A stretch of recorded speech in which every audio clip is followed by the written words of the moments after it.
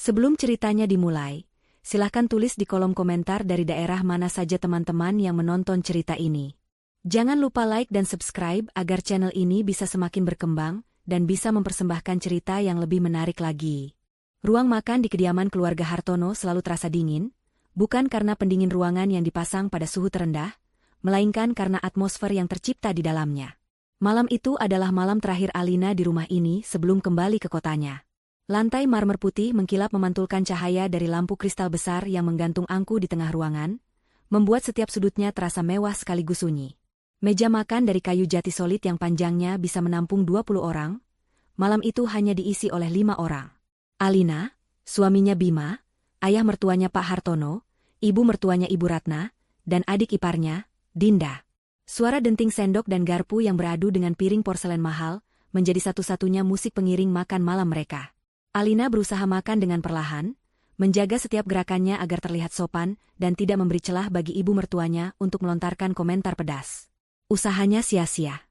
Ketika ia menuangkan air putih ke gelas Bima, Ibu Ratna berdaham pelan, cukup untuk menarik perhatian semua orang. Alina, caramu memegang teko itu lucu sekali. Seperti orang di kampung saya dulu kalau mau menimba air dari sumur. Kaku sekali, ujarnya dengan senyum tipis yang tidak pernah mencapai matanya. Kata-katanya dilapisi gula, namun intinya adalah racun yang menusuk. Bima, yang duduk di sebelah Alina, tampak sedikit tidak nyaman. Ibu, sudahlah. Cara orang kan beda-beda, katanya pelan, mencoba membela. Namun, satu lirikan tajam dari Ibu Ratna sudah cukup untuk membuat Bima kembali menunduk dan fokus pada makanannya. Pak Hartono, seperti biasa, hanya diam. Keheningannya adalah bentuk persetujuan, sebuah dinding yang tidak akan pernah bisa ditembus oleh Alina. Alina hanya tersenyum lembut, seolah kata-kata itu adalah angin lalu. Maafkan saya, Bu. Mungkin karena saya jarang memegang teko semewah ini, jawabnya dengan nada rendah hati, sebuah jawaban yang ia tahu akan memuaskan ego mertuanya. Ibu Ratna tersenyum puas, merasa menang. Namun, kemenangan itu rupanya tidak cukup bagi Dinda. Ketika Alina hendak mengambil lauk, Dinda, yang duduk di seberangnya, menggeser piring saji berisi sup kental. Gerakannya tiba-tiba dan disengaja, membuat sedikit kuah panas tumpah mengenai gaun katun sederhana yang dikenakan Alina. UPS. Kak Alina, maaf sekali. Aku tidak sengaja, seru Dinda dengan ekspresi kaget yang dibuat-buat. Rasa panas yang lengket langsung terasa di paha Alina, namun ia menahannya. Tidak apa-apa, Dinda. Hanya sedikit, jawabnya sambil mengambil serbet untuk membersihkan noda itu. Dinda menatap noda kuning di gaun Alina dengan tatapan meremehkan. Sayang sekali gaunnya jadi kotor. Tapi tidak apa-apa, Kak. Nanti aku belikan yang baru, yang bahannya lebih bagus, biar kalau kena tumpahan tidak langsung meresap begitu. Di balik senyum sabarnya, ingatan Alina melayang ke hari pernikahannya 2 tahun lalu. Ia dan Bima memilih konsep pesta kebun yang sederhana namun hangat, sesuai dengan kepribadian mereka. Ia mengenakan gaun putih simpel rancangan temannya dan di jarinya tersemat cincin emas putih dengan sebuah permata kecil, warisan dari neneknya. Ia sangat bahagia hari itu, sampai Ibu Ratna mendekatinya di tengah kerumunan tamu. Beliau memegang tangan Alina, bukan untuk memberi selamat, melainkan untuk mengamati cincin itu dengan tatapan aneh.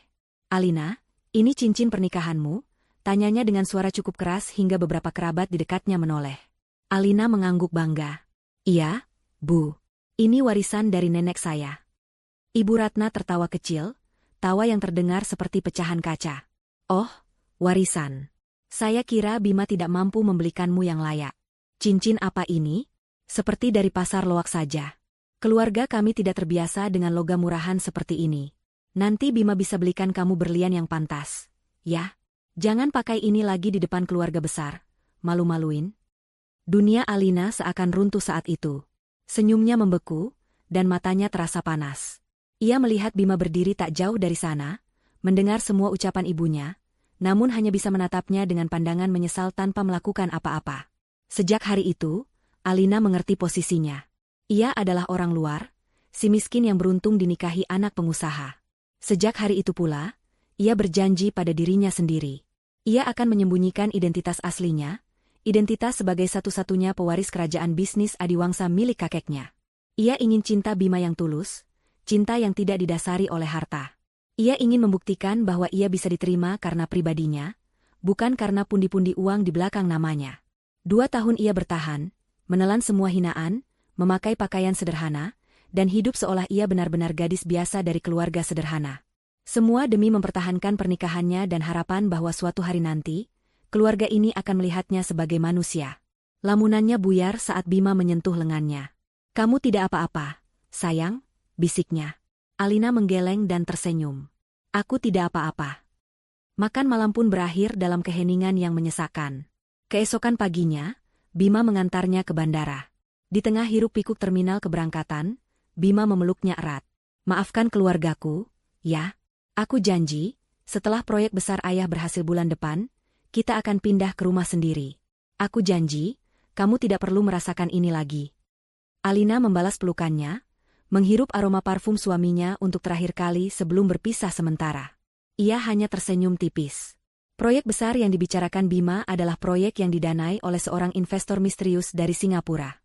Investor yang tidak mereka ketahui adalah perusahaan induk yang dipimpin oleh Alina sendiri. Ironis, pikirnya.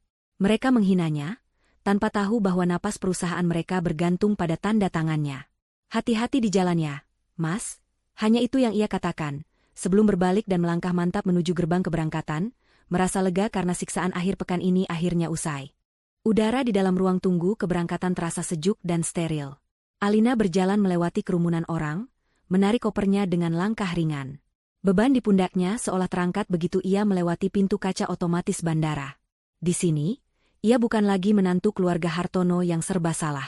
Di sini, ia adalah Alina, seorang wanita bebas yang akan segera pulang ke kehidupannya yang sebenarnya.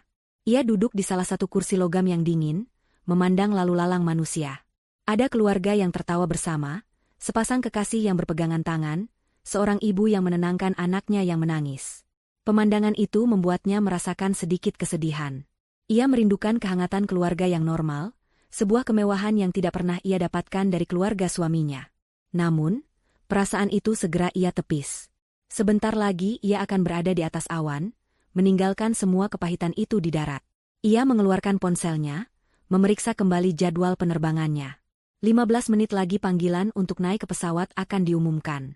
Ia membuka galeri foto, melihat fotonya bersama Bima saat mereka berlibur di pantai setahun yang lalu. Senyum mereka terlihat begitu tulus. Di saat-saat seperti itu, saat hanya ada mereka berdua, Alina merasa Bima adalah pria yang tepat untuknya. Bima bisa menjadi pria yang hangat, penuh perhatian, dan lucu. Tapi begitu bayangan keluarganya muncul, Bima seolah kehilangan semua kekuatannya, menjadi anak laki-laki penurut yang tidak berdaya.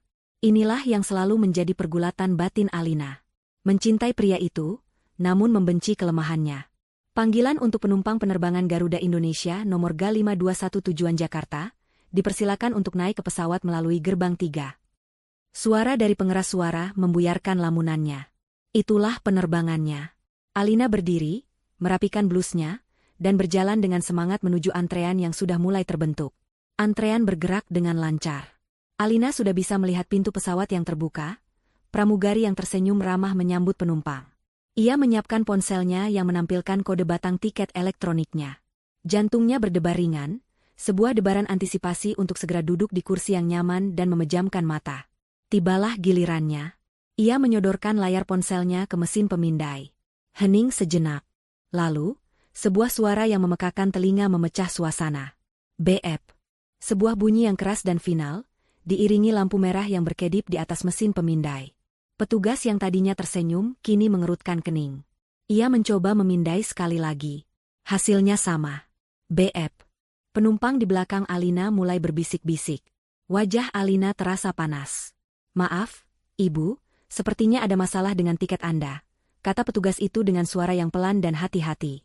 Wajah profesionalnya kini menunjukkan sedikit rasa iba. "Masalah? Tapi saya sudah check-in secara online tadi pagi. Semuanya beres," jawab Alina, mencoba menjaga suaranya agar tidak bergetar. Ia menunjukkan detail tiket di ponselnya. Petugas itu mengamati layar, lalu mengetik sesuatu di komputernya. Ia terdiam sejenak, membaca informasi yang muncul di monitornya dengan saksama. Wajahnya terlihat semakin prihatin. Ia lalu menatap Alina kembali. "Ibu Alina, benar?" Alina mengangguk cepat.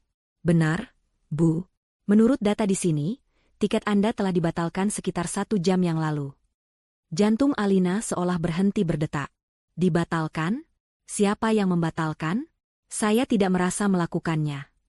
Petugas itu menelan ludah, terlihat tidak nyaman untuk menyampaikan informasi berikutnya. Pembatalan dilakukan oleh pihak pembeli tiket. Dan menurut catatan kami, dana pengembalian tiketnya juga sudah berhasil ditransfer kembali ke rekening pembeli. Dunia Alina terasa berputar. Pembeli tiket adalah Pak Hartono. Dana sudah dikembalikan. Ini bukan kesalahan sistem. Ini bukan kecelakaan. Ini adalah sebuah rencana.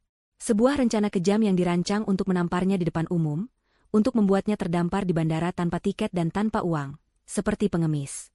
Rasa malu yang luar biasa menjalari seluruh tubuhnya. Orang-orang di belakangnya kini menatapnya dengan campuran rasa kasihan dan curiga.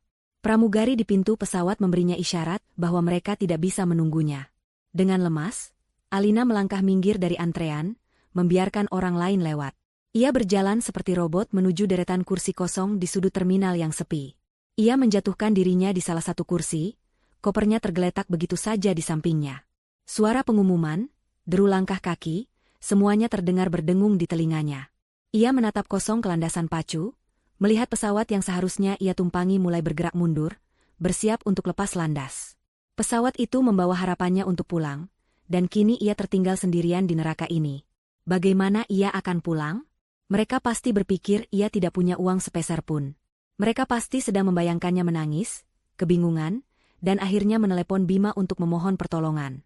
Mereka ingin melihatnya hancur. Mereka ingin melihatnya mengemis. Rasa sakit di hatinya begitu dalam, lebih sakit dari hinaan manapun yang pernah ia terima. Ini bukan lagi sekadar kata-kata pedas, ini adalah sebuah tindakan nyata yang bertujuan untuk melumpuhkannya. Apakah Bima tahu? Apakah suaminya terlibat dalam rencana sebusuk ini? Pikiran itu membuatnya mual. Tiba-tiba, ponselnya yang ada di genggamannya bergetar hebat. Sebuah panggilan masuk. Dengan tangan gemetar, ia mengangkat ponsel itu ke depan wajahnya. Nama, Ibu Ratna, terpampang di layar. Jantungnya berdebar sangat kencang, firasat buruk menyelimutinya seperti kabut tebal. Ia menekan tombol hijau untuk menjawab panggilan itu. Sebelum Ibu Ratna sempat mengucapkan sepatah kata pun, Alina mendengar suara yang sangat ia kenal dari seberang sana, suara tawa cekikikan Dinda yang tertahan. Mereka sedang bersama. Menunggu saat yang tepat untuk memberikan pukulan terakhir. Sambungan telepon itu terasa dingin di telinga Alina. Suara tawa Dinda yang samar namun jelas terdengar seperti goresan paku di papan tulis, mengiris sisa-sisa ketenangan yang ia miliki. Lalu, suara Ibu Ratna mengalun, manis seperti madu yang dicampur racun. Loh, Alina? Halo? Kamu masih di bandara?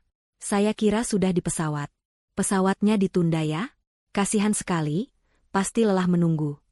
Setiap kata diucapkan dengan intonasi keprihatinan yang palsu, sebuah sandiwara murahan yang dirancang untuk menyiksanya secara perlahan. Alina tidak menjawab. Mulutnya terasa kaku, lidahnya keluh. Ia hanya bisa mendengar napasnya sendiri yang terasa berat di dada. Kenapa diam saja? Nak? Apa kamu baik-baik saja? Butuh sesuatu? Kalau butuh uang untuk makan, bilang saja. Nanti ibu transfer seadanya, cukup untuk beli roti. Lanjut Ibu Ratna, puncaknya dari segala penghinaan. Ia ingin Alina memohon, mengemis di telepon. Itulah trofi yang ia inginkan. Alina menarik napas dalam-dalam, mencoba menemukan suaranya. Ia memulai, namun Ibu Ratna langsung memotongnya. Oh, sudah dulu ya. Ibu ada urusan penting. Selamat menunggu ya, sayang. Hati-hati di jalan. Klik. Panggilan itu berakhir. Tepat sedetik setelahnya, layar ponselnya menyala, menampilkan notifikasi pesan dari Dinda. Jari-jarinya terasa beku saat ia membuka pesan itu. Kata-kata yang tertera di sana melompat dan menari di depan matanya, membakar retinanya dengan kebencian murni. Sudah kubilang, gembel tidak cocok terbang. Uang tiketmu lebih baik kami pakai untuk makan-makan. Selamat menikmati terminal, ya. Jangan lupa kabari kalau sudah sampai, mungkin tahun depan? Haha. Tawa virtual itu seolah menggema di seluruh terminal bandara, menertawakan kebodohannya, kepolosannya, dan nasibnya yang menyedihkan. Ponsel itu meluncur dari genggamannya, jatuh ke lantai dengan suara pelan yang nyaris tak terdengar. Saat itulah Alina benar-benar hancur. Bukan lagi rasa malu atau marah, melainkan sebuah kehampaan yang dingin dan luas. Ia menunduk, membiarkan rambutnya menutupi wajahnya. Isak tangis kecil yang coba ia tahan akhirnya lolos dari bibirnya. Ia menangis tanpa suara, bahunya bergetar hebat. Semua pengorbanan yang ia lakukan selama 2 tahun terasa sia-sia. Ia menanggalkan statusnya, menyembunyikan kemampuannya, dan hidup dalam kesederhanaan. Semuanya demi mendapatkan cinta dan penerimaan. Tapi apa yang ia dapatkan? Penghinaan. Mereka tidak pernah melihatnya sebagai manusia, sebagai anggota keluarga. Di mata mereka, ia hanyalah aksesori yang tidak pantas, sebuah noda pada citra keluarga Hartono yang terhormat. Pertanyaan yang paling menyakitkan mulai berputar di kepalanya. Apakah Bima tahu? Apakah suaminya, pria yang semalam berjanji akan membawanya ke rumah baru, terlibat dalam konspirasi keji ini? Atau ia hanya terlalu lemah untuk menghentikan keluarganya? Mana yang lebih buruk, seorang suami yang jahat atau seorang suami yang tidak berdaya? Keduanya terasa sama menyakitkannya. Cinta yang ia yakini sebagai fondasi pernikahannya kini terasa seperti ilusi, sebuah rumah pasir yang baru saja disapu oleh gelombang pasang yang ganas. Ia merasa kecil, tidak berharga, dan sendirian. Persis seperti yang mereka inginkan. Ia hampir percaya pada narasi yang mereka ciptakan, bahwa ia memang seorang gadis miskin yang tidak pantas berada di dunia mereka. Ia memejamkan mata, membiarkan kegelapan menelannya. Namun, dalam kegelapan itu, sebuah gambaran muncul. Wajah kakeknya, seorang pria yang membangun kerajaannya dari nol, yang mengajarinya tentang kekuatan dan kehormatan. Tangan Alina tanpa sadar meraba lehernya, menyentuh liontin batu hitam sederhana yang selalu ia kenakan di balik blusnya. Liontin itu terasa hangat di kulitnya yang dingin. Ia bisa mendengar suara kakeknya, bergema dari masa lalu, sejelas suara pengumuman di bandara. Kehormatan adalah perisai, Cu, kata kakeknya suatu sore di taman rumah mereka. Orang bisa merampas hartamu, tapi mereka tidak bisa merampas kehormatanmu, kecuali kamu sendiri yang memberikannya. Saat ada yang mencoba merenggutnya, tunjukkan pada mereka benteng apa yang melindungimu. Kata-kata itu seperti sambaran petir di tengah badai di dalam dirinya. Sesuatu di dalam diri Alina bergeser. Isak tangisnya berhenti. Getaran di bahunya reda. Ia mengangkat kepalanya perlahan.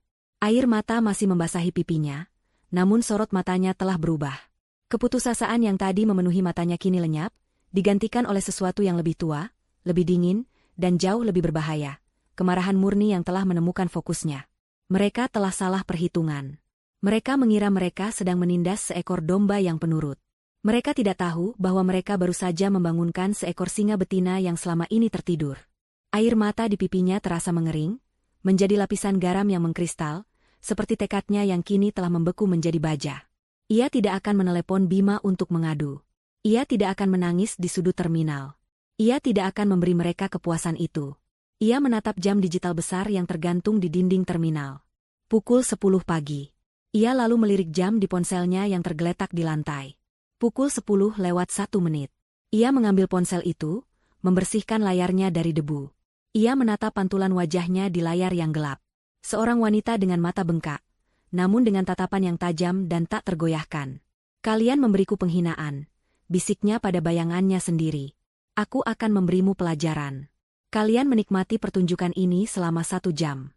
Aku hanya butuh 15 menit untuk menulis babak penutupnya. Tekad itu memberinya kekuatan. Ia tidak lagi merasa sendirian.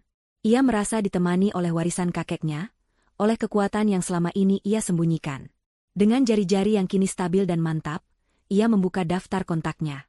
Ia melewati nama Bima, melewati nama teman-temannya, dan berhenti pada satu nama yang tersimpan dengan kode rahasia, Harun. Ia membuka aplikasi pesan, dan mengetik sebuah kalimat pendek yang akan menjadi aba-aba dimulainya sebuah badai. Pesan itu singkat, tanpa emosi, dan mutlak. Aktifkan protokol badai merah. Sekarang. Ratusan kilometer jauhnya, di sebuah kantor yang terletak di lantai tertinggi salah satu gedung pencakar langit di Jakarta, seorang pria parubaya bernama Harun sedang meninjau laporan pasar saham di layar komputernya. Ruangannya minimalis, didominasi oleh kaca dan baja, memberikan pemandangan kota yang terhampar luas di bawahnya. Harun adalah pria yang hidup dalam dunia angka dan strategi, seorang dalang keuangan yang kesetiaannya hanya untuk satu orang, Alina Adiwangsa, cucu dari mentor sekaligus sahabatnya. Ia telah menyaksikan Alina tumbuh dari seorang gadis kecil yang cerdas menjadi seorang wanita yang kuat, dan ia sangat menghormati keputusan Alina untuk menyembunyikan identitasnya demi mencari kehidupan yang tulus.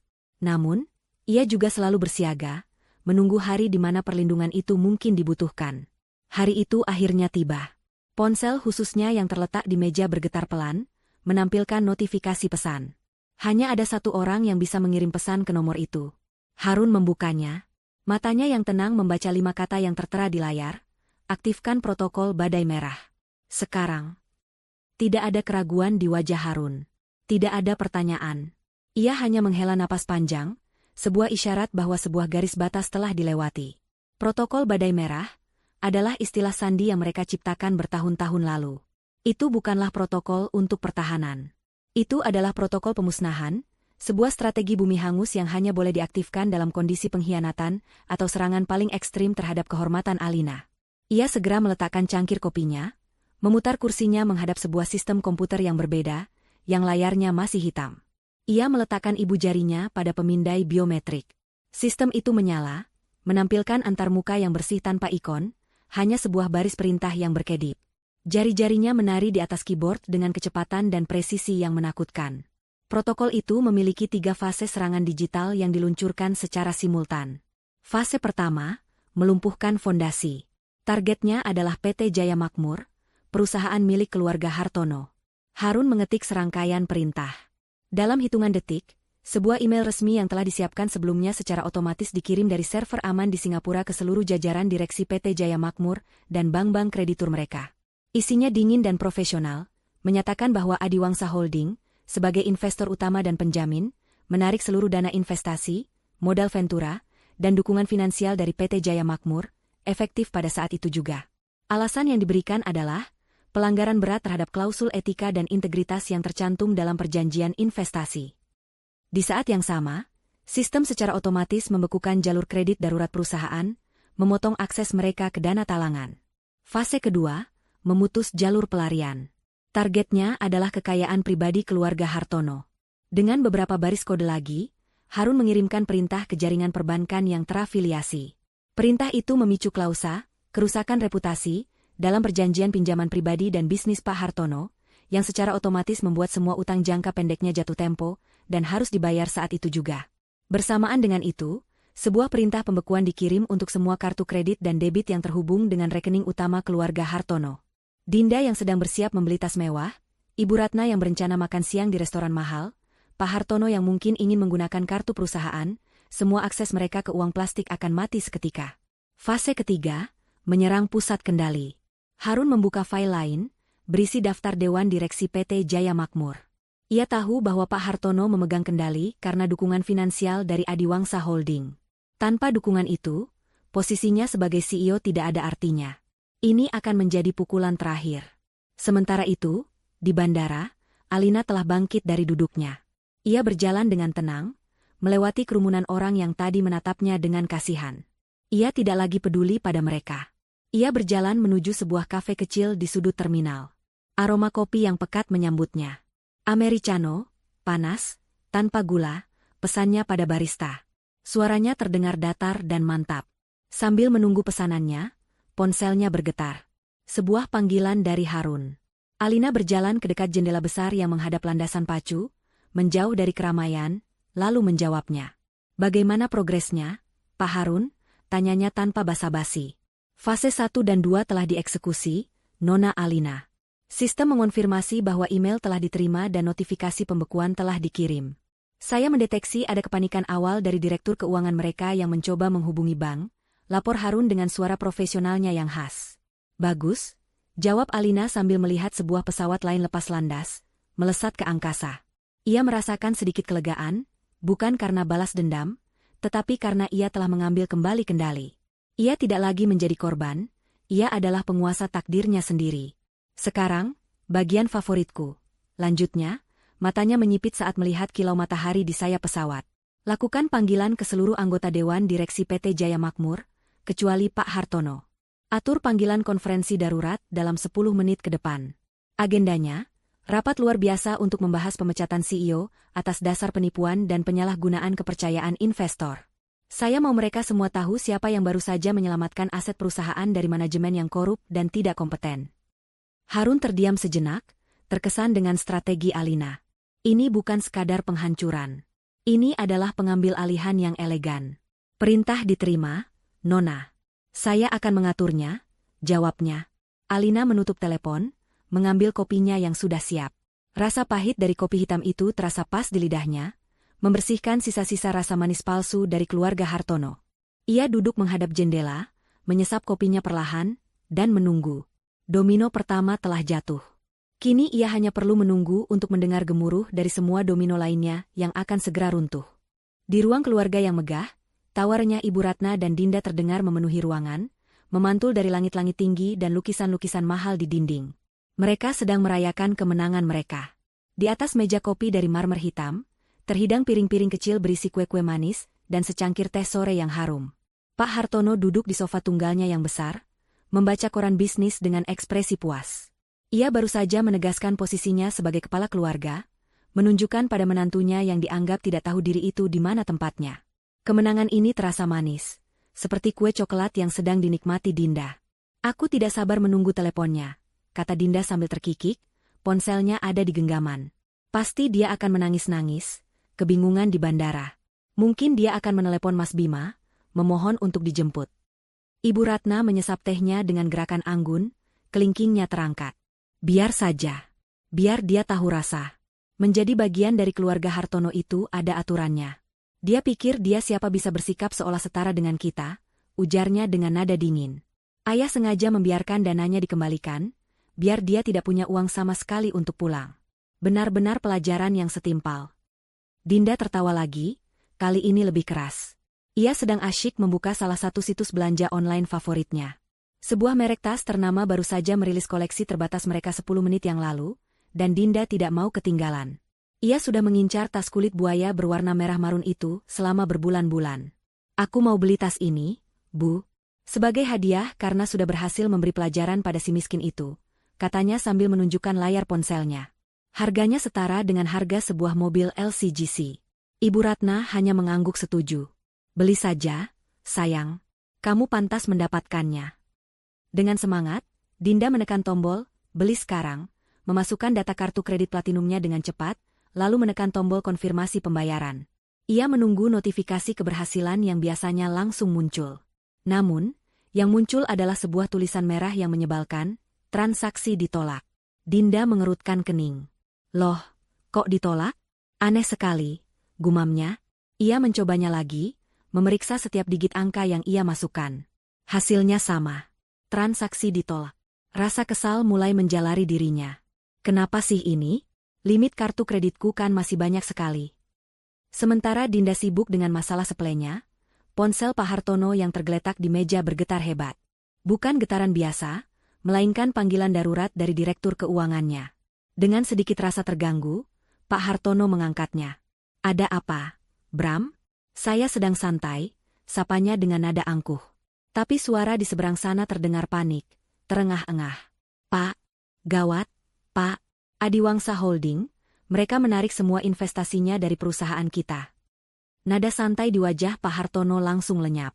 Ia duduk tegak. Apa maksudmu menarik investasi? Jangan bercanda, Bram. Mereka sudah menaikkan kontrak jangka panjang. Suaranya mulai meninggi, menarik perhatian Ibu Ratna. Saya tidak bercanda, Pak. Emailnya baru saja masuk 5 menit yang lalu. Semua dana ditarik, semua fasilitas kredit dibekukan. Mereka menggunakan klausul 7B, tentang pelanggaran etika dan integritas. Saya tidak mengerti apa maksudnya, Pak, tapi semua rekening perusahaan kita sekarang kosong. Kita lumpuh total. Pak Hartono merasakan darahnya surut dari wajahnya. Tangannya yang memegang telepon mulai gemetar. Tidak mungkin, tidak mungkin. Seolah petir menyambar di tempat yang sama 2 kali, sebuah email masuk ke ponsel Ibu Ratna.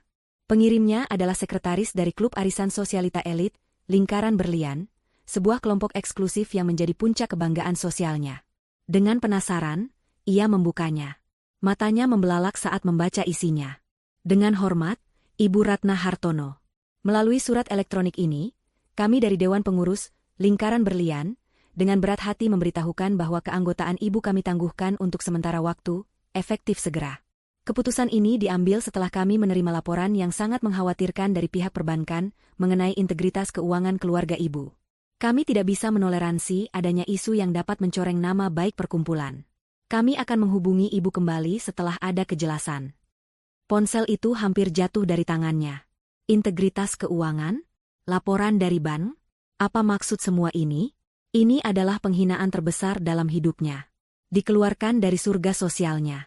Wajahnya pucat pasi. Kekacauan itu mencapai puncaknya. Dinda menjerit frustrasi karena semua kartu kreditnya tidak berfungsi. Ibu Ratna menatap layar ponselnya dengan tatapan kosong, seolah dunianya baru saja berakhir. Dan Pak Hartono, ia sedang diteriaki oleh direktur keuangannya di telepon, berusaha memahami bagaimana kerajaannya bisa runtuh dalam hitungan menit. Di tengah kepanikan itu, ponsel Pak Hartono berdering lagi, menampilkan panggilan masuk dari nomor yang tidak dikenal, namun di bawahnya ada keterangan, panggilan konferensi. Di saat yang sama, ia menerima pesan singkat dari sekretaris Dewan Direksi. Pak, mohon segera bergabung. Panggilan darurat dari seluruh Dewan. Merasa ini mungkin ada hubungannya dengan masalah investasi. Pak Hartono segera bergabung dalam panggilan itu, berharap bisa meredakan kepanikan Dewan. Selamat sore semuanya, sapanya, berusaha terdengar tenang. Suasana di seberang sana terasa dingin. Suara yang menjawabnya bukanlah suara yang biasa ia dengar, melainkan suara wakil direktur utama, seorang pria tua yang dihormatinya. Hartono, sapa pria itu dengan nada datar tanpa basa-basi. Kami tidak akan berlama-lama. Kami, seluruh anggota Dewan Direksi, baru saja mendapat pemberitahuan resmi dari Adiwangsa Holding selaku pemegang saham mayoritas dan investor utama kita. Pak Hartono menahan napas. Pemberitahuan apa? Tanyanya dengan suara serak. Terdengar helaan napas berat dari seberang. Berdasarkan bukti penyalahgunaan kepercayaan dan tindakan yang merusak citra perusahaan, Adiwangsa Holding telah menggunakan hak absolut mereka. Hartono, Anda dipecat dari posisi CEO PT Jaya Makmur, efektif saat ini juga. Waktu seolah berhenti. Kata-kata itu menggantung di udara, tajam dan mematikan. Pak Hartono tidak bisa berkata-kata. Ponselnya terlepas dari genggamannya, jatuh ke karpet tebal tanpa suara. Ruangan yang tadinya penuh dengan tawa kemenangan, kini senyap, hanya menyisakan 3 orang dengan wajah pucat dan tatapan kosong, terdampar di tengah reruntuhan kerajaan mereka yang hancur lebur. Bima menyetir mobilnya dengan perasaan ganjil yang mengganjal di dalam dada. Percakapannya dengan Alina di bandara terus terngiang.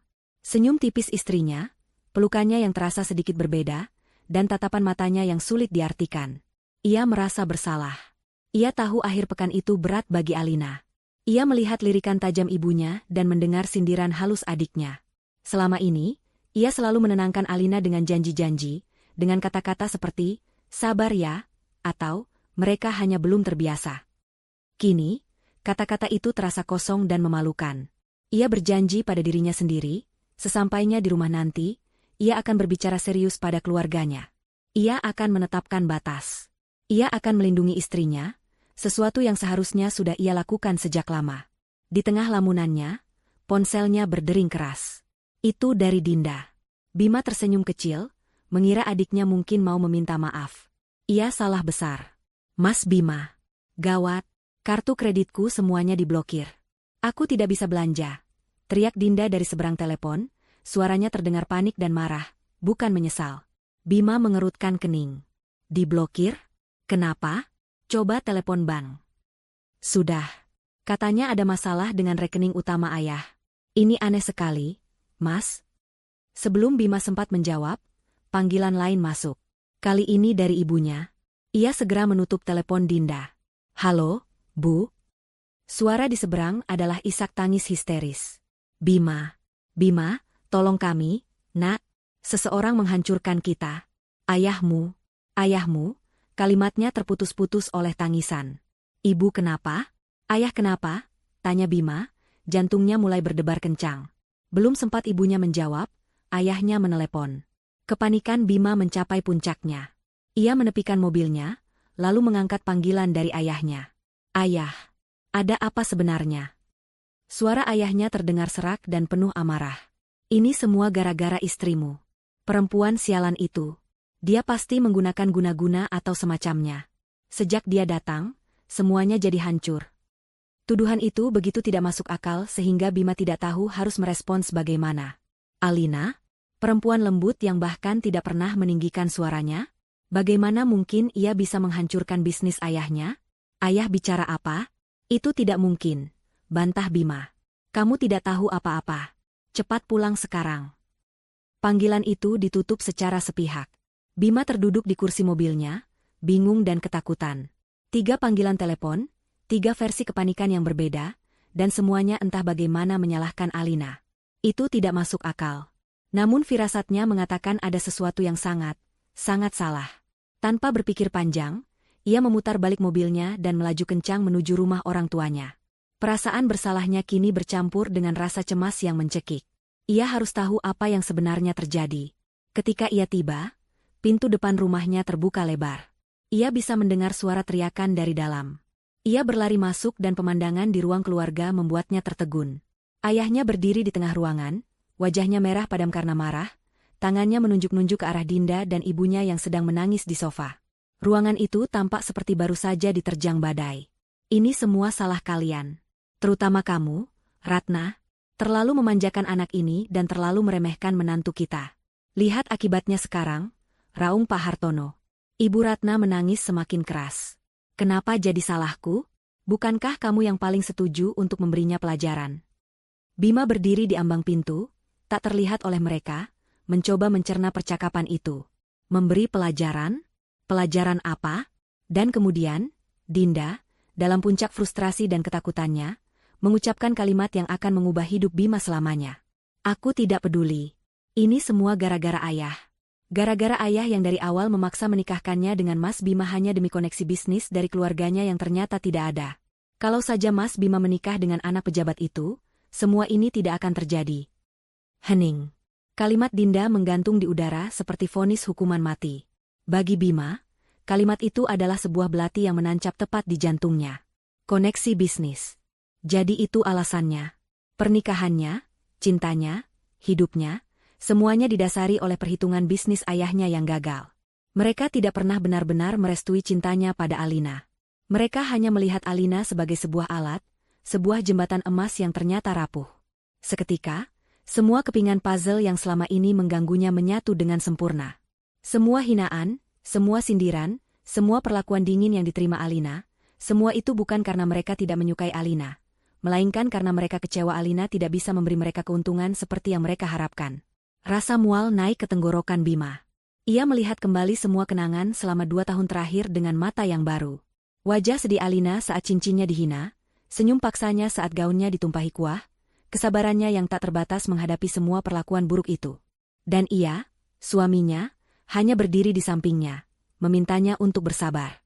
Betapa pengecutnya dirinya. Ia merasakan gelombang rasa malu dan amarah yang begitu besar, bukan pada Alina, tetapi pada keluarganya dan pada dirinya sendiri. Ia menatap 3 orang di hadapannya. Ayahnya yang serakah, ibunya yang angkuh, dan adiknya yang manja. Wajah mereka kini terlihat asing, mengerikan, seperti monster yang selama ini bersembunyi di balik topeng keluarga. Ia tidak merasakan simpati sedikitpun atas bencana yang menimpa mereka. Ia hanya merasakan jijik. Mereka pantas mendapatkannya. Tanpa mengucapkan sepatah kata pun, Bima berbalik. Bima. Kamu mau kemana? Panggil ibunya, menyadari kehadirannya. Bima tidak menoleh. Ia terus berjalan keluar dari rumah itu, keluar dari kebohongan yang telah membesarkannya. Ia masuk ke dalam mobilnya, membanting pintunya hingga tertutup. Hanya ada satu nama di benaknya. Alina. Ia harus menemukan istrinya. Ia harus meminta maaf, bukan hanya dengan kata-kata, tetapi dengan sisa hidupnya. Ia menyalakan mesin mobil, dan dengan ban yang berdecit, ia melesat pergi, kembali ke bandara, meninggalkan reruntuhan keluarganya di belakang tanpa menoleh sedikitpun. Waktu terasa berjalan berbeda bagi Alina. Di luar, dunia berputar seperti biasa. Pesawat lepas landas, pengumuman menggema, orang-orang berlari mengejar jadwal mereka. Namun di dalam gelembung dunianya yang dingin dan tenang, waktu diukur bukan dengan detik, melainkan dengan langkah-langkah strategis yang ia ambil. 12 menit telah berlalu sejak ia mengirim pesan yang memulai segalanya. 12 menit yang meruntuhkan sebuah dinasti kecil yang dibangun di atas kesombongan. Kopi di cangkirnya tinggal setengah, sudah mulai mendingin. Ia memandang keluar jendela, bukan lagi pada pesawat, tetapi pada awan-awan putih yang berarak di langit biru yang tak terbatas. Di sanalah tempatnya, bukan di sini, terkurung dalam drama keluarga yang picik. Ia merasa sebuah kelegaan yang aneh, seolah beban yang selama 2 tahun ini ia panggul di pundaknya perlahan-lahan terangkat. Ia tidak merasa bahagia atau menang. Ia hanya merasa benar. Ia melakukan apa yang harus dilakukan untuk melindungi satu-satunya hal yang tidak bisa dibeli dengan uang, kehormatannya. Getaran ponsel di atas meja membuyarkan lamunannya. Nama Bima tertera di layar, berkedip-kedip dengan urgen. Ini adalah panggilan ke-15 darinya dalam 10 menit terakhir. Selama ini Alina mengabaikannya, memberinya ruang untuk mencerna kekacauan yang diciptakan oleh keluarganya sendiri. Tapi sekarang, ia merasa siap. Ia perlu mendengar suaranya. Ia perlu tahu di mana suaminya berdiri setelah badai ini menerpa. Dengan jari yang mantap, ia menggeser tombol hijau dan menempelkan ponsel ke telinganya, tanpa mengucapkan sepatah kata pun. Keheningan di pihaknya disambut oleh suara napas yang terengah-engah dan panik dari seberang. Alina, ya Tuhan, akhirnya kamu angkat. Kamu di mana? Kamu baik-baik saja? Apa yang terjadi sebenarnya? Keluargaku, mereka semua gila. Suara Bima terdengar putus asa, campuran antara kebingungan, ketakutan, dan rasa bersalah yang kental. Alina tetap diam, membiarkan Bima menumpahkan semua kepanikannya. Ia bisa mendengar suara klakson mobil dan drum mesin di latar belakang, menandakan Bima sedang berada di jalan, mungkin sedang mengebut. Ayah menyalahkanmu, ibu menangis, Dinda berteriak-teriak. Aku tidak mengerti apa-apa, Al. Tolong, katakan padaku kamu baik-baik saja. Mohon Bima. Alina akhirnya membuka mulutnya. Suara yang keluar bukanlah suara istrinya yang lembut dan hangat yang biasa Bima dengar. Suara itu terdengar asing, dingin seperti es, dan berjarak ribuan mil. Aku baik-baik saja, Mas Bima. Panggilan formal, Mas Bima, itu seperti sebuah tamparan. Bima terdiam sejenak. Al, kenapa suaramu begitu? Kamu marah padaku, kan? Aku tahu aku salah. Aku seharusnya melindungimu. Aku minta maaf. Alina memotongnya, tidak tertarik mendengar permintaan maaf yang terasa prematur. Kemarahan adalah emosi yang butuh energi. Aku sedang tidak punya energi untuk itu, katanya datar. Aku hanya ingin bertanya satu hal padamu. Di mana posisimu sekarang? Pertanyaan itu membuat Bima bingung. Posisiku? Aku di jalan. Aku sedang kembali ke bandara untuk menemuimu. Aku meninggalkan mereka semua, Al. Aku tidak peduli lagi dengan mereka. Aku hanya peduli padamu. Pernyataan itu, yang seharusnya membuat hati Alina menghangat, kini terasa hambar. Sudah terlambat. Bukan itu yang aku maksud, sahut Alina dengan nada yang lebih dingin. Aku bertanya, di mana posisimu dalam hidup ini? Apa kamu masih berdiri di bawah bayang-bayang keluarga Hartono, atau kamu siap untuk berdiri di atas kakimu sendiri? Bima terdiam, mencoba mencerna pertanyaan yang berat itu. Aku memilihmu, Al. Tentu saja aku memilihmu. Alina tersenyum tipis, senyum yang tidak mengandung kebahagiaan. Bagus. Kalau begitu, aku punya kabar baik. Aku baru saja membantumu untuk memulai hidup baru itu. Sebelum Bima sempat bertanya apa maksudnya, Alina melanjutkan dengan kalimat yang akan menghantui suaminya selama sisa perjalanannya. Kalau kamu bertanya aku sedang di mana, aku sedang sibuk. Aku sedang membeli rumah baru, Mas. Mungkin kamu tahu alamatnya. Jalan Cendana nomor 12. Klik. Alina menutup teleponnya, membiarkan Bima tergantung dalam kebingungan yang mutlak. Jalan Cendana nomor 12 adalah alamat rumah orang tuanya, rumah tempat ia dibesarkan. Alina meletakkan ponselnya. Waktu menunjukkan 14 menit telah berlalu. 1 menit tersisa untuk pukulan terakhir, pukulan yang paling personal. Ia tidak lagi menghubungi Harun. Untuk urusan ini, ia perlu menghubungi seseorang dari masa lalunya. Seseorang yang terhubung langsung dengan warisan kakeknya. Ia menekan nomor pengacara tua keluarganya, seorang pria bijak yang sudah ia anggap seperti pamannya sendiri. Halo, Paman, sapanya dengan suara yang kini sedikit lebih hangat, penuh hormat. Alina, nak, ada apa? Tumben sekali kamu menelepon di jam kerja, jawab suara ramah di seberang sana. Aku butuh bantuan Paman, kata Alina langsung ke intinya. Surat kuasa absolut yang pernah kakek berikan pada Paman untukku, apakah masih berlaku? Pengacara itu terdiam sejenak, lalu menjawab dengan serius. Tentu saja. Surat kuasa itu memberimu kendali penuh atas semua aset Adiwangsa. Kenapa? Alina menatap bayangannya di kaca jendela kafe. Paman tahu properti di Jalan Cendana nomor 12. Rumah keluarga Hartono? Tentu saja aku tahu. KPR mereka ada di Bank Swadana. Kita punya saham signifikan di sana. Sempurna, bisik Alina. Paman, tolong gunakan dana darurat dari perusahaan saya. Saya mau Paman membeli lunas seluruh sisa KPR rumah itu dari bank. Sekarang juga. Bukan menyita. Saya mau membelinya. Pindahkan kepemilikan aset itu atas nama perusahaan induk saya. Saya mau surat kepemilikan digitalnya sudah ada di email saya sebelum 15 menit berlalu. Pengacara itu terdiam cukup lama, mencerna perintah yang luar biasa itu. Ia mengenal Alina sejak kecil. Ia tahu ada sesuatu yang sangat besar telah terjadi. Ia tidak bertanya apa sebabnya. Ia hanya bertanya, "Kamu yakin, Nak?" "Saya tidak pernah seyakin ini seumur hidup saya, Paman," jawab Alina. Suaranya tidak menyisakan ruang untuk keraguan. "Baiklah. Anggap saja sudah beres." Panggilan itu berakhir. Tepat saat itu, jam di dinding terminal menunjukkan pukul 10 lewat 15 menit. 15 menit. Waktunya habis. Alina menghabiskan sisa kopinya dalam satu tegukan. Tepat saat ia meletakkan cangkirnya, ponselnya bergetar. Sebuah email masuk dari kantor pengacaranya. Subjeknya, akta jual beli, Jalan Cendana 12. Di dalamnya terlampir sebuah dokumen PDF yang secara hukum menyatakan bahwa rumah tempat ia dihina, rumah tempat ia dibuat merasa tidak berharga, kini adalah miliknya. Panggung telah disiapkan. Tirai akan segera ditutup. Rumah di Jalan Cendana nomor 12 terasa seperti sebuah mausoleum. Keheningan yang berat dan menyesakan menyelimuti ruangan, setelah Bima pergi dengan decitan ban mobil yang terdengar seperti jeritan. 3 orang yang tersisa di dalamnya bergerak seperti bayangan. Pak Hartono terduduk lemas di sofanya, tatapannya kosong, dasinya yang mahal kini terasa seperti jerat di lehernya. Ia seperti seorang raja yang baru saja menyaksikan istananya terbakar habis di depan matanya. Ibu Ratna, yang tangis histerisnya sudah mereda, kini hanya menyisakan isakan-isakan kecil yang menyedihkan. Riasan mahalnya luntur, memperlihatkan wajah seorang wanita tua yang ketakutan dan kalah. Keangkuhan yang selama ini menjadi perisainya telah hancur berkeping-keping. Dan Dinda, ia meringkuk di sudut sofa, memeluk bantal erat-erat seolah itu bisa melindunginya dari bencana yang tak terlihat. Ponselnya tergeletak di sampingnya, layarnya gelap, tak berguna seperti bongkahan plastik mahal. Mereka tidak hanya kehilangan uang dan jabatan. Mereka baru saja kehilangan Bima. Dan kehilangan itu terasa lebih menyakitkan, lebih final. Mereka terperangkap dalam neraka pribadi mereka masing-masing, meratapi nasib mereka dalam kebisuan. Tiba-tiba, keheningan itu pecah.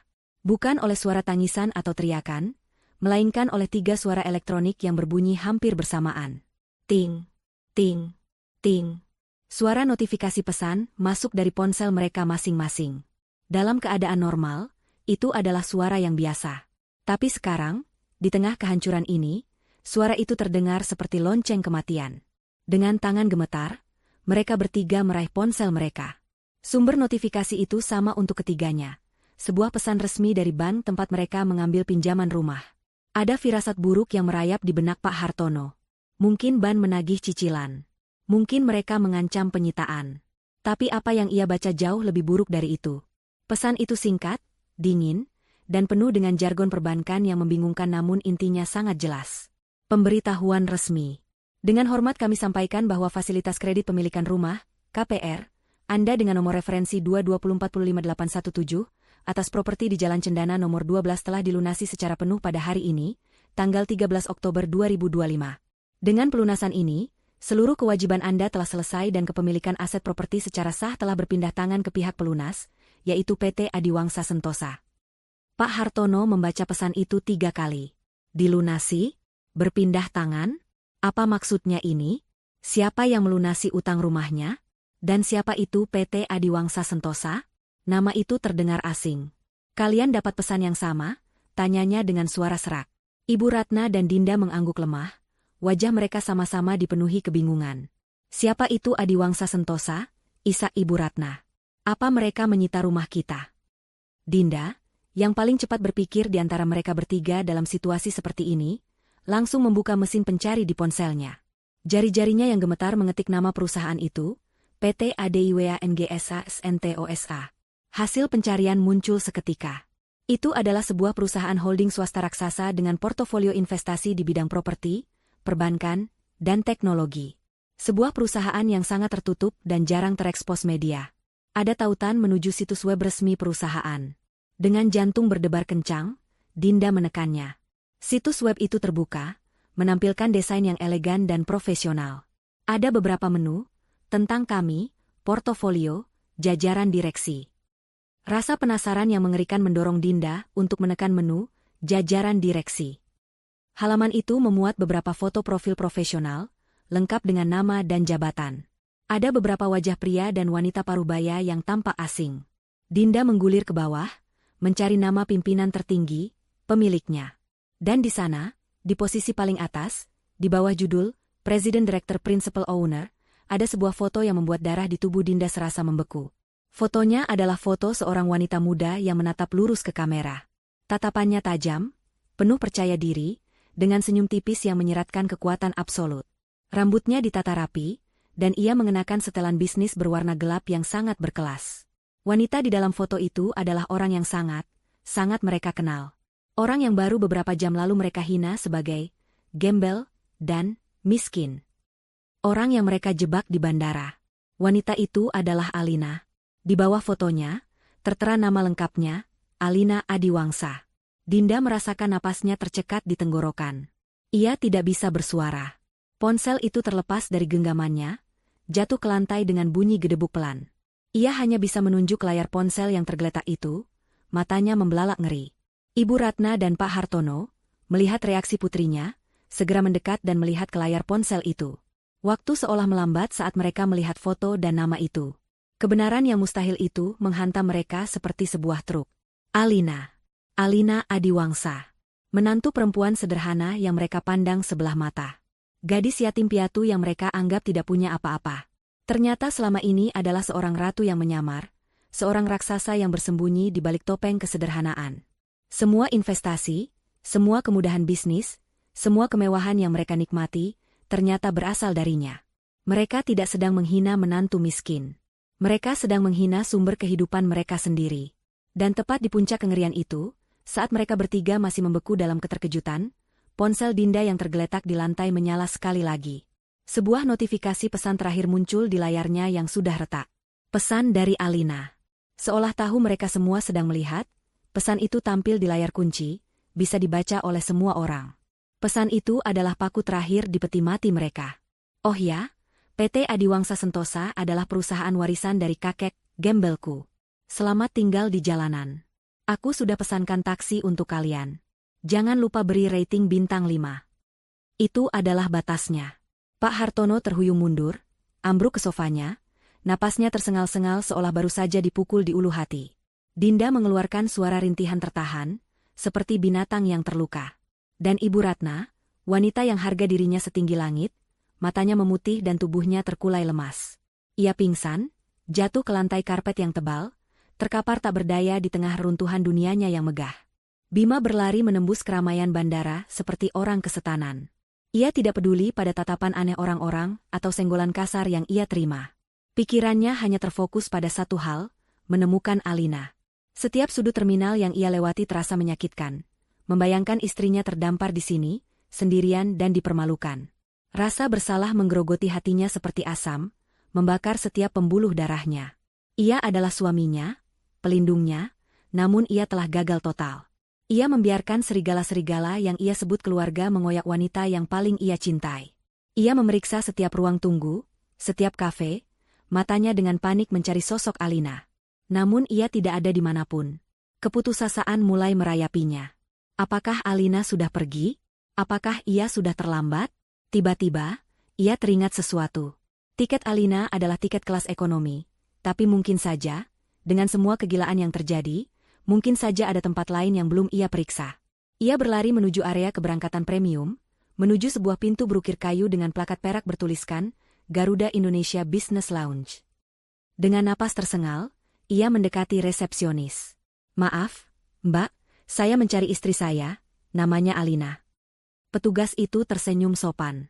Mohon maaf, Pak, area ini hanya untuk penumpang kelas bisnis. Bima hendak memohon, ketika petugas itu melihat ke dalam dan matanya menangkap sesuatu. Oh, sepertinya Nyonya Alina sedang menunggu Bapak. Silakan masuk. Jantung Bima serasa berhenti berdetak. Ia diizinkan masuk. Ia melangkah melewati pintu itu dan dunianya seolah berubah. Di luar adalah terminal yang bising dan kacau. Di dalam sini, suasananya tenang, mewah, dan damai. Karpet tebal meredam suara langkah kaki, alunan musik instrumental yang lembut mengalir dari pengeras suara tersembunyi, dan aroma kopi premium serta wangi bunga lili memenuhi udara. Dan di sana, Di salah satu sofa kulit berwarna krem yang menghadap jendela raksasa dengan pemandangan landasan pacu, duduklah Alina. Kontras antara penampilan Bima dan Alina begitu mencolok. Bima tampak kacau, kemejanya kusut, rambutnya berantakan, dan matanya merah. Sementara Alina, ia terlihat sangat tenang. Ia telah berganti pakaian. Gaun katunnya yang ternoda kini digantikan oleh sebuah blus sutra berwarna biru tua dan celana panjang putih yang elegan. Di sampingnya ada sebuah tas tangan dari merek yang bahkan Dinda pun hanya bisa memimpikannya. Ia sedang menyesap teh dari cangkir porselen, gerakannya anggun dan terkendali. Ia bukan lagi Alina yang sederhana.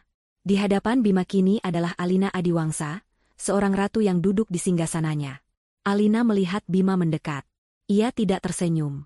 Ia hanya meletakkan cangkirnya dan menatap lurus ke arah suaminya. Matanya yang indah kini terlihat dingin dan tak terbaca. Bima berhenti beberapa langkah di hadapannya.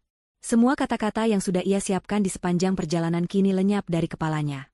Melihat Alina yang begitu berbeda, begitu berkuasa, membuatnya sadar betapa dalam jurang yang telah tercipta di antara mereka. Tidak ada lagi yang bisa ia lakukan. Dengan lutut yang terasa lemas, Bima menjatuhkan dirinya, bersujud di lantai marmer yang dingin di hadapan istrinya. Beberapa kepala di lounge itu menoleh kaget. Namun Bima tidak peduli.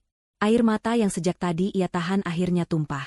"Alina, maafkan aku," isaknya, suaranya pecah. "Aku tidak tahu apa-apa, tapi itu bukan alasan. Itu tidak bisa jadi alasanku. Aku salah. Aku buta. Aku pengecut karena membiarkan mereka menyakitimu selama ini. Aku seharusnya melindungimu sejak hari pertama, tapi aku tidak melakukannya." Alina tetap diam, matanya tidak berkedip. Ia membiarkan Bima mengeluarkan semua penyesalannya. "Aku baru saja mendengar semuanya di rumah," lanjut Bima di sela isak tangisnya. "Aku mendengar alasan mereka merestui kita. Rasanya seperti seluruh hidupku adalah sebuah kebohongan. Tapi cintaku padamu tidak pernah bohong, Al. Itu satu-satunya hal yang nyata dalam hidupku. Dan aku telah menghancurkannya."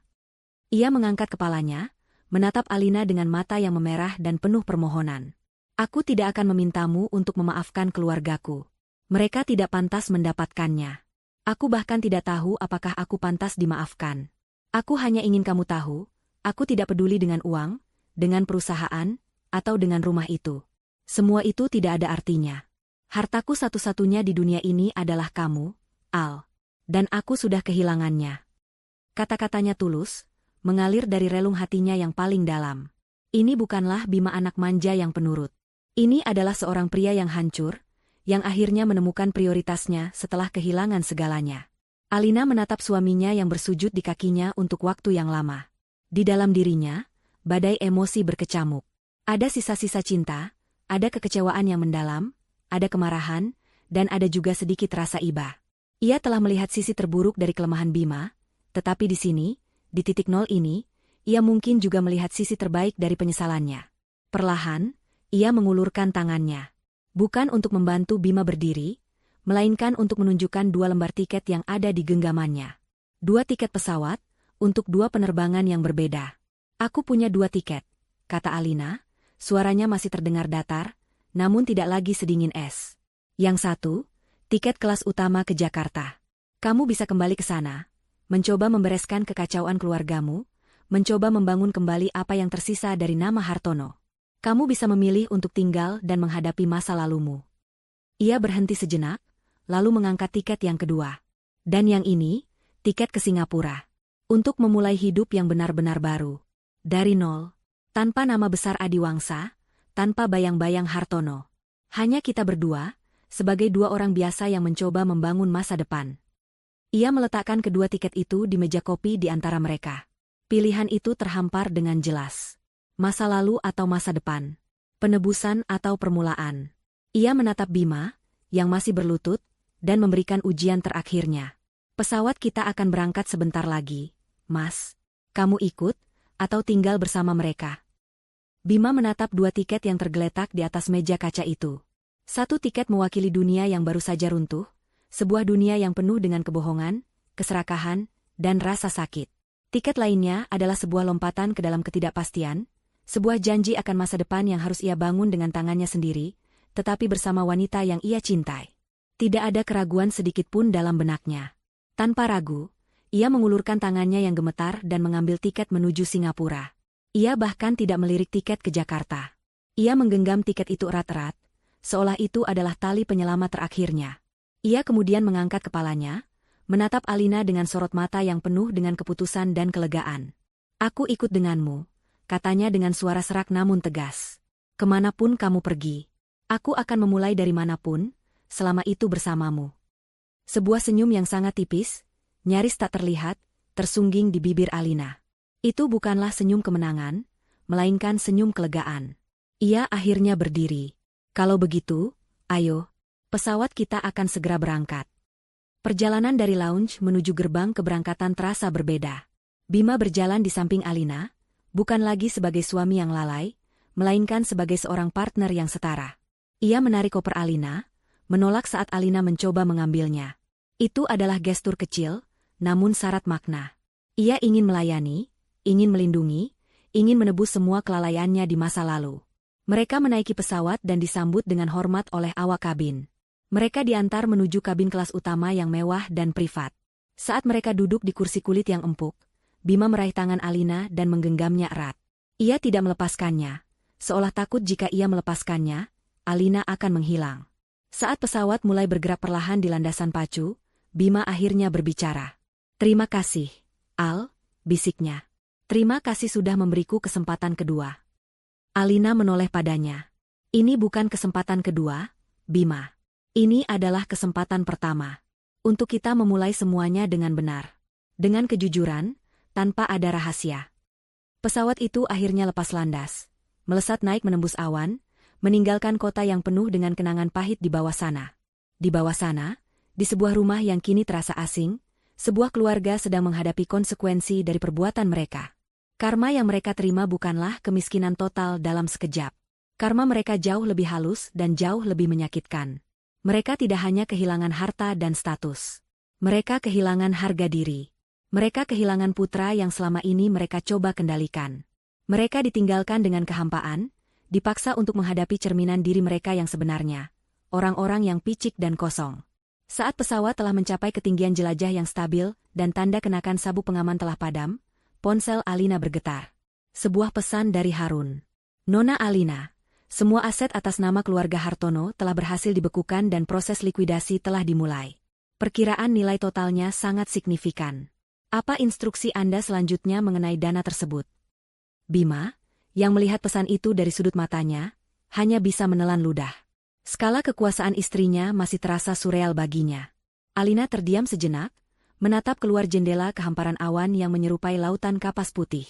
Ia berpikir sejenak, bukan tentang balas dendam, tetapi tentang keadilan. Jari-jarinya kemudian dengan tenang mengetik pesan balasan. "Pak Harun, tolong jual semua aset tersebut. Setelah semua utang dan pajak lunas, bagi sisa hasilnya menjadi 2 bagian yang sama."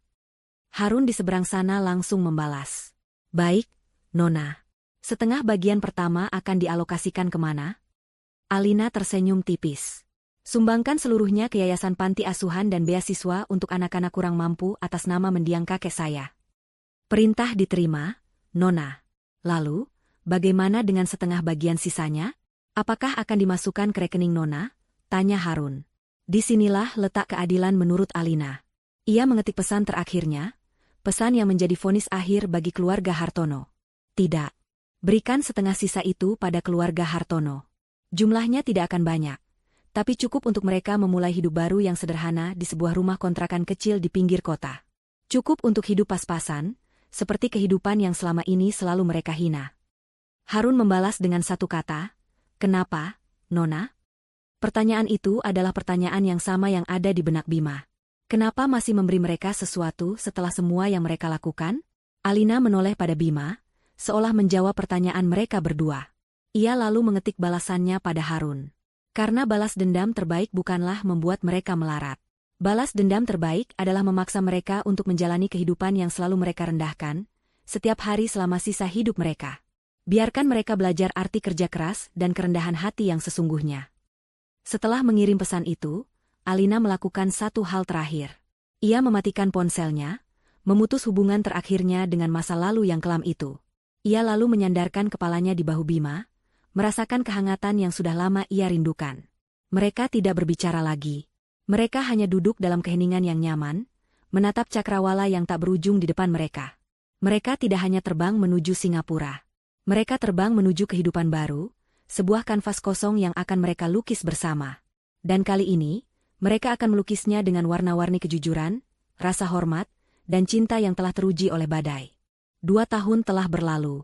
Di sebuah apartemen yang lapang di ketinggian salah satu gedung di Marina Bay Sands, Singapura, aroma kopi yang baru diseduh bercampur dengan wangi roti panggang, menciptakan kehangatan yang kontras dengan pemandangan kota yang modern dan gemerlap di balik jendela kaca yang terbentang dari lantai ke langit-langit. Alina Adiwangsa, dengan rambut yang diikat seadanya dan mengenakan piyama sutra yang nyaman, sedang mengoleskan selai pada roti panggangnya. Di seberang meja bar dapur yang terbuat dari pualam putih, Bima sedang menuangkan kopi ke dalam 2 cangkir. Tidak ada lagi jejak kerapuhan atau kebingungan di wajahnya. Ia tampak lebih dewasa, lebih tenang, dengan sorot mata yang memancarkan kepercayaan diri yang ia bangun sendiri. Ia tidak lagi mengenakan setelan mahal warisan ayahnya. Pagi ini, ia hanya memakai kaos oblong sederhana dan celana pendek. Namun ia terlihat lebih berwibawa dari sebelumnya. Klien dari Jepang itu akhirnya setuju dengan proposal kita, kata Bima sambil meletakkan secangkir kopi di depan Alina. Mereka terkesan dengan model bisnis kita yang berfokus pada keberlanjutan. Ini akan menjadi proyek terbesar kita sejauh ini. Alina tersenyum tulus, senyum yang kini selalu mencapai matanya. Sudah kubilang mereka akan setuju. Ide-idemu brilian, Mas. Kamu tidak hanya menjual produk, kamu menjual integritas. Itu langkah sekarang. Bima tersenyum balik, meraih tangan istrinya dan mengecupnya.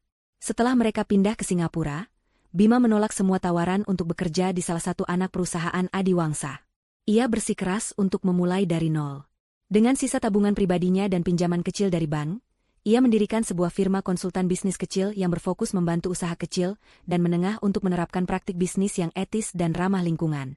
Perusahaannya, yang hanya memiliki 3 orang karyawan, tumbuh perlahan namun pasti, dibangun di atas reputasi dan kerja kerasnya sendiri. Ia akhirnya menjadi pria yang ia inginkan, berdiri di atas kakinya sendiri.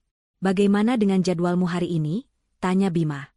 Pagi ini ada rapat dewan direksi, membahas ekspansi ke Vietnam.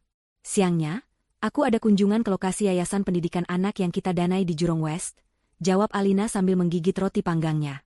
Sejak mengambil alih kendali penuh PT Adiwangsa Sentosa, Alina mengubah wajah perusahaan.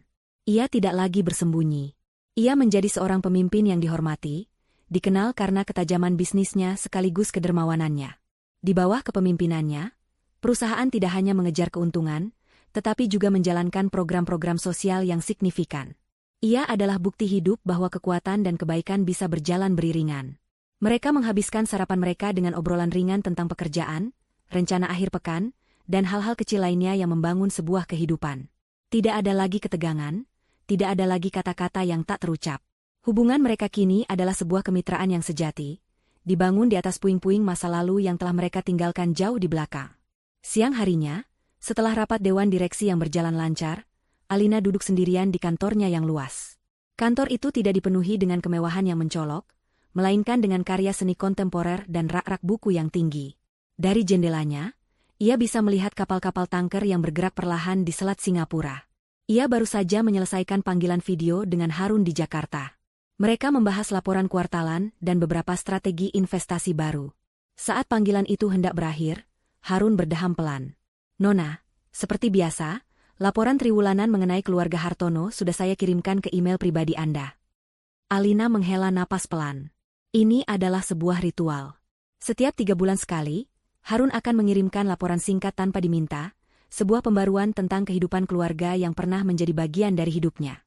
Awalnya ia ragu untuk membacanya, namun Harun bersikeras bahwa sebagai pemilik aset yang secara tidak langsung masih menopang mereka, ia berhak tahu. Itu bukan lagi tentang balas dendam, melainkan tentang tanggung jawab.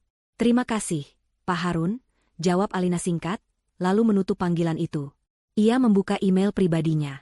Subjeknya hanya bertuliskan, laporan kuartalan Q3, Haji dengan sekali klik, dokumen itu terbuka. Isinya adalah rangkuman kehidupan yang telah berubah 180 derajat. Dokumen itu dilengkapi beberapa foto yang diambil dari jarak jauh, buram namun cukup jelas. Foto pertama adalah sebuah rumah kontrakan sederhana di daerah pinggiran Jakarta, dengan cat dinding yang mulai mengelupas dan halaman sempit yang ditumbuhi rumput liar. Di terasnya, Terlihat seorang pria tua kurus sedang duduk di kursi plastik, menatap kosong ke jalanan yang ramai. Pria itu adalah Pak Hartono. Laporan itu menyebutkan bahwa ia menghabiskan sebagian besar harinya seperti itu. Beberapa kali ia mencoba melamar pekerjaan, namun tidak ada perusahaan yang mau menerima mantan CEO yang dipecat secara tidak hormat. Kebanggaannya yang dulu setinggi gunung kini telah terkikis habis. Hanya menyisakan penyesalan yang bisu dan tatapan mata yang hampa.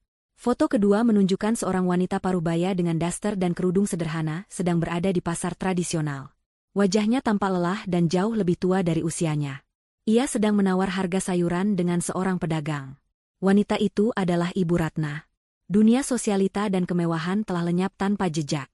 Kehidupannya kini berputar di antara dapur, pasar, dan pekerjaan rumah tangga. Tangannya yang dulu terawat dengan manikur mahal kini kasar, karena mencuci piring dan pakaian. Ia belajar hidup dengan uang yang terbatas, setiap hari dipaksa untuk melakukan hal-hal yang dulu ia anggap rendah. Laporan itu juga menyebutkan bahwa ia tidak lagi memiliki teman. Lingkaran sosialitanya telah mengucilkannya begitu mereka jatuh miskin. Ia kini hidup dalam kesunyian yang ia ciptakan sendiri. Foto terakhir adalah foto yang paling menyedihkan. Dinda, yang dulu selalu tampil modis dengan barang-barang bermerek, kini terlihat di sebuah halte bus, menunggu angkutan umum. Ia mengenakan seragam kerja sebuah perusahaan telekomunikasi, rok span dan kemeja yang tampak sedikit kekecilan. Ia bekerja sebagai staf layanan pelanggan, pekerjaan yang mengharuskannya untuk tersenyum dan melayani keluhan orang lain sepanjang hari. Ponsel di tangannya adalah model lama yang murah. Akun media sosialnya sudah lama tidak aktif. Kehidupan glamor yang dulu menjadi satu-satunya sumber harga dirinya kini, hanya menjadi kenangan pahit. Laporan itu ditutup dengan sebuah catatan singkat. Kondisi mereka stabil. Mereka hidup, tetapi tidak benar-benar hidup. Sering terjadi pertengkaran kecil di antara mereka, biasanya dipicu oleh masalah uang, saling menyalahkan atas nasib yang menimpa mereka. Tidak ada indikasi adanya penyesalan atas tindakan mereka di masa lalu, hanya ada penyesalan atas kegagalan mereka. Alina menutup dokumen itu. Tidak ada perasaan puas atau gembira di dalam hatinya. Yang ada hanyalah rasa kasihan yang hampa dan sebuah kesadaran yang mendalam.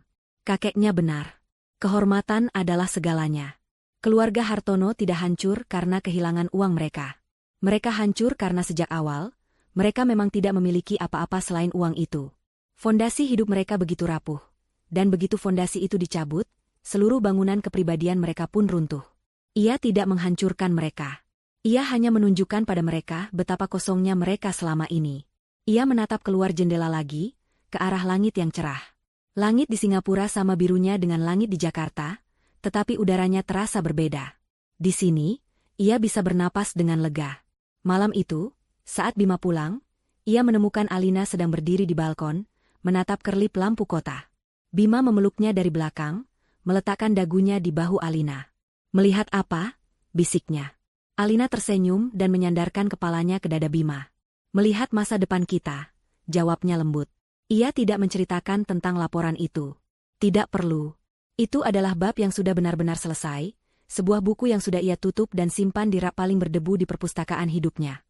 Mereka tidak perlu lagi melihat ke belakang.